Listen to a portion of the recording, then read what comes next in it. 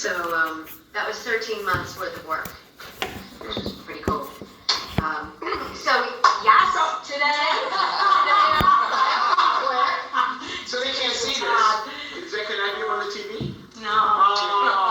No, just because it's I mean, the video is live. We're recording. Yeah. Oh, good, perfect. Okay, great. Okay. So that was this morning. For those of you who haven't been on site, you haven't met Jillian, the woman in the picture, but she's actually the head of the entire project from Turner Construction. She's a 20-year veteran of Turner, and she is the project manager. She's in charge of currently over 100 workmen on site. And she and her right hand, a guy called Bob Buckley, the level of logistical planning and work that they do every single day to keep this project, such a big project, on time is quite extraordinary. It's an amazing skill set. So she is the person that has made it all happen on time. So on that, everything is on time. As you know, we started last November 1st. We are expecting Turner to be finished on December 31st of this year. Wow. So for those of you who weren't there today, carpets being installed. I think, did you see it on every level? Should have been on every level. I think so. Yeah. So I was up there on Thursday last, and there was still only carpet on the top floor. So that's all gone in this week. The new crosswalk, and I saw that Tiger was on the call. So I don't know, Tiger, if you've seen it in person, but there's the new crosswalk, all built. Old Street is beautiful. And the crosswalk. Yeah, it's so much better.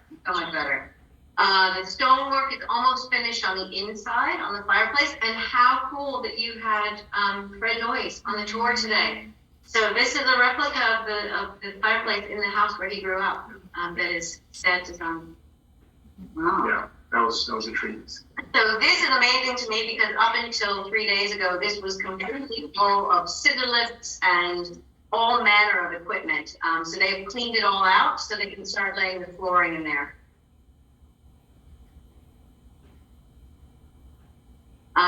So phase one, to get to the end of phase one, we're closing the current library this week at the end of the week, and we start clean out. You won't be surprised to learn that 115 years of people who were very careful about throwing anything out means that it's a big job. We have been giving things away to our local schools. I think it was South School came with an enormous truck and took away lots of tables and chairs, small tables and chairs that can be used, and lots of other things for the library as well. So we continuing to work with every nonprofit in town, all the schools locally, and we're trying to go further afield to make sure that we rehome as much as possible. We should be moving into the new library, hopefully on the 10th January, pending a decision at the other end of the hallway tonight. We'll move into the new building. We'll be able to get all the books on the shelves, all the new workflows up and running and tested, and opening in early to middle February. I did say to Lisa, it'd be great if we could do their budget meeting in the building. And so we would do it in the conference room. So you call that? No, probably the auditorium. Sorry, auditorium. Yeah. Yes, auditorium. But that would be great if we could pull that off and have that night's meeting here. So Tucker, we're going to work on whatever logistics are. So yeah, pending the decision tonight, that should all go on. And then we start on phase two. So the first thing that happens, we turn over the Broom Clean building to the construction team. They start first with getting in the people who can do hazardous materials abatement, and then the demolition of the library additions, then the move of the original library onto its new foundations, then the site work, landscaping, and completion is targeted for October 15, 2023. And that's that. Questions for Bob and Lisa? You want to go over some numbers? Sure. Yeah, probably makes sense. Okay, because the one thing that, Why you're here. yeah, exactly. I think the big news is we don't anticipate drawing down on the construction loan now to the end of February. Wow. And so here's the situation. We have 30 million in hard costs related to the actual build of the construction of Turner. We have 12 million still outstanding, but that's on a cash basis. So we're now in roughly 5.3 million in cash positions, of which we're going to be paying 2 million to Turner as of the end of this month. We anticipate another $2 million plus invoice for December that we'll pay at the end of January. So that leaves us roughly 1.3 million for February. Now we have another $500,000, a little bit more than $500,000 of other costs related to FF&E, and otherwise it will be ending up paying in January. So we would anticipate about $500,000 of capital left over based on the fundraising schedule going into February. So logically, we would come to you at the end of February with the first drawdown. And we were able to postpone this a little bit because we were able to accelerate over $1 million of future pledges into December. So that was the good news. So everything is still on schedule in terms of the total cost. The project on the GMP is now probably 80% plus complete.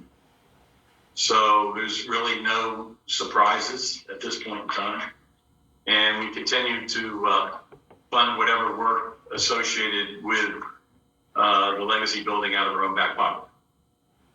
The one thing that I will note, and Chris had mentioned the other day, we have not received an executable copy of the actual agreements with town as of yet. Now, it's just a matter of sitting at some lawyer's desk or potentially just first selectman's desk. I don't know. Signing.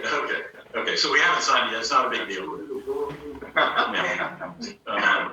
We should really get that signed. Yeah. Probably before the end of the year. Sure, absolutely. So I think Kevin just said it's with him. Yeah, it's all ready for us to get Yeah. this. So as soon as Kevin does that, we will sign our stuff. But it just, from our viewpoint, before the finance, we should make sure it's ramped up. Yeah. Before the end of the year, it seems like a reasonable time. So that's pretty much the financials. So things are moving along as scheduled, and from a cash flow perspective, we'd anticipate probably, again, 4 or 5 months of drawdowns starting at the end of February, running probably to late spring. So, yeah. Questions for Bob? So the total amount is 42 million, is that right? No, the total project cost is a little over 40 million, Yeah. 30 million of hard costs, Right, 10 million of soft costs Right. related to architect fees, FF&E, right, all the other project costs. So that's still intact. yeah. I think the confusion is, the total GMP is 30, we haven't paid it all off yet. Right. So that 12 included 2 towards the Oh, GMP. that's why I got the 42. Yeah, Right, yeah, right. 40, okay, I thought you wanted 40 versus 40. No, still 40. Still 40, okay. Still great. 40. Yeah, all right, thank you. So you said that you would draw into the spring? Bob, is that what you just said? It's hard to anticipate exactly how the revenues are going to come in with respect to future pledges. We have drawn some of them forward. So, we continue to be actively fundraising, as you know, and there's still roughly a $5 million target out there. So what That's is, the remaining target. Remaining target. yeah, what does your spending line look like? Because you say your work is going to be finished in October, so what's that spend line look like as it goes into the list of funds? Okay, so in phase 2, it tails off dramatically. And, we're going to, based on, and again, these are estimates, only estimates from Turner Construction, because they have a model that they try and forecast how they're going to bill us. And right now they're having some issues with that. But roughly, I think in February and March, there'll be the largest drawdowns of north of 2 to somewhere between 2 and 3 million. And then it drops to $1.5 million for 2 months. And then after that, it's hopefully de minimis, it would be less than $1 million. Probably another month or 2 after that. And how does the contract with the Simpson work? It's within the GMP. It's within the GMP, so it's managed by Turner? Yes. Okay, so, so you expect that to tail off and not have much into the late summer and early fall expenses, or Correct. You know, I mean, a lot of the spending cycle will be depending on, with the landscaping, will depend on weather, whether we do plantings in time, because the optimal time to plant would be clearly late spring into the summer and then into the fall. But if we miss that, that could hold up, obviously, some portion of the project. But as you know, the whole project is to be completed by the end of next year. So I think we have enough of a leeway here, assuming no unusual weather delays of any sort with the outdoor landscaping site work, that a bulk of that will be completed in spring. The other thing is, you know, we start demolition, as Lisa mentioned, in February, late February, March, phase 2. So we have to do surgical demolition now as opposed to major demolition without that. So that could hold us up a bit. It could be slower for sure. how did the Design for Freedom project go in terms of raising awareness about forced labor inherent in the building materials? Did you find any trouble with the vendors because of that? No, so I'll answer the first part of your question first and then circle back to the second part of your question. In terms of raising awareness, I think it's been amazing in that we have got national level coverage in the press, both mainstream press, library press. I have just been contacted by the Board of Massachusetts Library, State of Massachusetts Libraries Board, which oversees their, I guess, mainly municipals, building for libraries generally, specifically around this. They're really interested in understanding what we've done, how we've got on with it. We've also got some international awareness for the whole concept of Design for Freedom and eradicating forced labor from the built environment. On a small scale level, our exact project, we've done what we've promised to do, and we'll continue to do that, which is to shine a light on the problem and try to help grow awareness about it. We took a conservative tack with this because essentially Design for Freedom came to us very late in the piece when they approached us. So we were able to go out to a number of the vendors and make sure that we could trace those as far back as we could. But we're working on helping to set up what does the process look like, because this has never been done before. So we were never going to be able to say that we are the first slavery-free building. What we were going to be able to say is we're helping get over the start line for what it looks like to change the built environment by paying attention to where everything comes from. And we definitely have done that. We'll continue to do that long after the building is finished. We have a commitment to the Design for Freedom and the principles of Design for Freedom forever. That's cool. And that's kudos to you. By the way, Design for Freedom, as you know, is Grace Farms Foundation started that project about building awareness of slavery and human trafficking in the construction industry and architects. So they created a whole group to focus on that, and having the Buchanan Library partner with Grace Farms Foundation is a big deal in our hometown. So kudos for you doing that. And as you've heard from Lisa, it's raised a lot of awareness, which helps not only the Buchanan Library, helps our Grace Farms Foundation, but more important, it helps fight this issue and raise awareness of this issue. It's very hard, like Lisa says, to trace back, in the construction industry to make sure it's slave-free. It's so hard. It's a big project, but it's a start, right? And to have the first slave-free building is going to take a little while.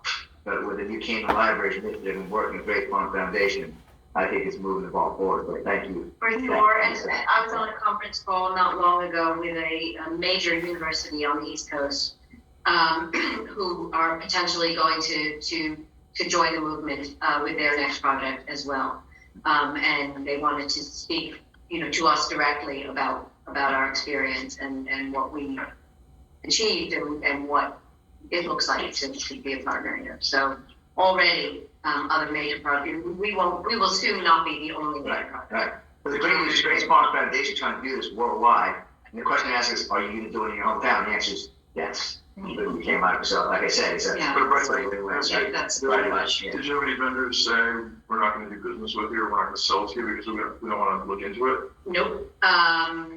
But we didn't ask everybody to do everything, so there's, 100,000, if you look at every screw and every nut and every bolt, there's a lot of things that could be traced. So we didn't, at the stage we started with this, it wasn't feasible at all to try to trace every bolt. But no, we didn't, and I think part of that is Turner Construction. There are a lot of reasons this project is on budget and on time, and I showed you a picture of Foreman, who is one of the big reasons, but the other is they are so well respected in the field that every subcontractor wants to be on that job, and they will work hard to get the job, and then they work hard to get the next job by doing their job and being a good partner on site. I'll tell you right now, they're gonna want photographs of that building on their websites when they're done. I will tell you right now. Or not just Turner, everybody else. For sure. Any guesstimate of the percentage of the building that's US materials? I don't know that, but somebody will know that, and I will look into that. I think that's a great question. I mean, it's an interesting thing, right? Because if we're looking at enslaved labor, well, then obviously sourcing things from countries where that is less common. We still do have a problem in this country, but not nearly like some of the other countries that mine product or mine ore and stuff like that. So by knowing that the country you're getting the materials from is less likely to have slavery, you certainly do. The steel itself is sourced from Connecticut, as well as the stone, so two major components. 85% stone. All Connecticut is from Connecticut. Steel in Connecticut? So it's all recycled. 85% of the steel was recycled American steel, and the remainder was iron ore mined in this country and turned into steel here. So those are two huge components. Huge components. Okay. Questions? Well, just one question is, it might not necessarily affect you, but it might affect what we need to do with the police station. How did the hedging of the steel work out for you? First of all, Really well. we purchased the steel in advance, which we had to do roughly, I want to say 6 months before P&Z even approved the project. And had we not done that, obviously there would have been huge inflationary costs. But the key was that we saw there was an aftermarket for the steel. So had the project not gone forward, there was ability to recoup probably half, if not 2/3 of the cost we bought. But having bought it in the futures market as opposed to cash market, how much money is supposed to save? Well, it's hard to say. I mean, we just essentially made a down payment on the steel To hold an order. and then they went out and hedged, the supplier. Yeah, but you bought it at a fixed price, the steel, you knew how much per ton. Right. So Turner has enormous resources in terms of folks I could call upon, and they have multiple suppliers, and they had basically put it out for best bid. Yeah, so in an inflationary environment that they were facing a year ago, that was a very wise decision, and ended up being, accrue some real benefits, financial benefits. So I think the board did what you needed to do that too. Right? I think it was gave you confidence this was going to happen. So that was great for you to think it through. And great job. They said the new building will be 60% less costly to energy than the old building, and plus 30% of that will be generated by solar. So you didn't have me as your tour guide.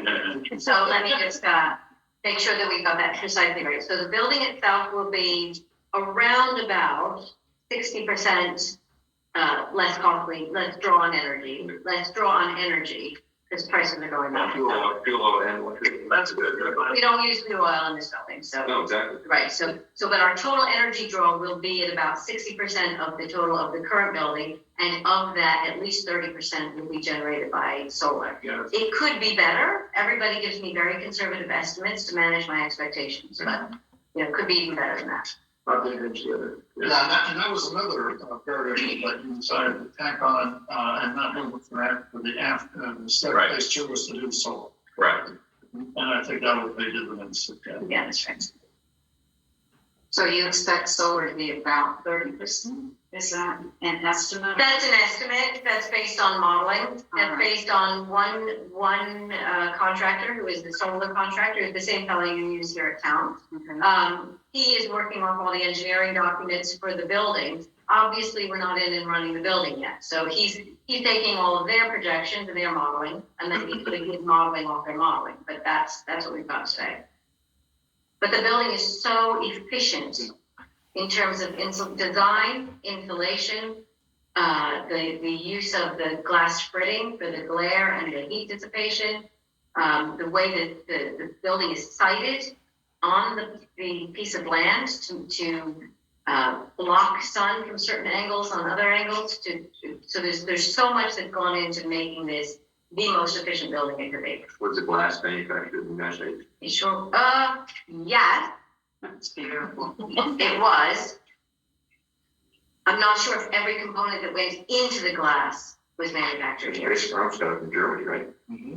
Or was No, we it? did. Again, let me get back to you to make sure, I want to make sure I'm giving you the absolutely correct answer there, but we had to change glass manufacturers. Again, this is why working with Turner was so great.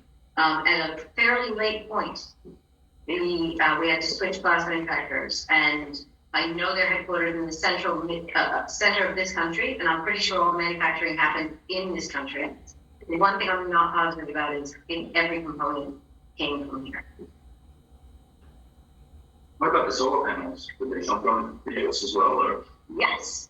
The reason is because the new bill, the big, whatever the name of it is, the 7,000 page bill that they just passed. Infrastructure reduction, oh no, Inflation Reduction Act. Thank you. In order for us to take advantage of all of the financial benefits, we would have put solar on no matter what. But because of that bill, there are further benefits that accrue to us, so long as we're buying American-made solar panels. Right. That's a condition of that. Well, look, unless there's anything else, we need to move on, but on budget, pretty great job. The Yeah. product's gonna be amazing. I hope we can do our budget meeting there, but if not, we will do a meeting there. So You're already doing the schedule page. Everybody booked the room. Okay, we need the video. So we don't. Yes. Yeah, we're. Done? Okay, very good. Very good. I think we'll have a big audience for the meeting. I think people will come. Yeah, that's exactly. They're on board. Anyway. Great marketing. Minimize the drawdown. Yeah. Pay back. Do our best. Thank you very much. Thank you. Fantastic. Thanks for having us. Thanks for the tour. That. First and only. Dr. Gerber, you're on first. What's it up first? Or Dr. Garber. Yeah, Dr. Gerber's first. Okay. That's fine. So just as a reminder, the board's asked for a little more of an update on the park allocation. How are you? Hey, welcome. Thank you for having me. Yeah, it's fine. Hi. Thank you. So over to you. Like I said, we have these ARPA funds and made these investments, and just on a periodic basis, we'll look for just how's it going, are there any costs that we foresee in the future? What's the plan and program, and start with you? Fantastic. Well, listen, I thrilled to be back and to report on what's happened today and give you a little bit of an update on what's gone well, which I think is most everything, and then what we've learned, and then start to think already about the challenges ahead for next year. For those who don't know, Dr. Andrew Gerber is the CEO of Philadelphia Hospital for the past 3 years. About 4. So different 4 years. I know, it's time flies during COVID. But I have to say, we've been involved in I've been involved in a lot of new projects since I got to Silver Hill 3 years ago, and this is the one I tell everybody else, but this is the one I'm the most proud of. Yeah. Because this is something that grew out of a collaboration, and it's doing something that's different and better than almost any other community I know of, and directly helping people in our community, which is kind of, it's kind of why we do what we do, and why I'm here. So let me tell you a little bit about it. So we launched on July 7th. We intentionally did a bit of a soft launch over the summer to kind of work out the kinks. Since that time, and this is I'm reporting as of last week, we had 58 total phone calls into the system. Of those, 44 of the 58 were patients that then came to an in-person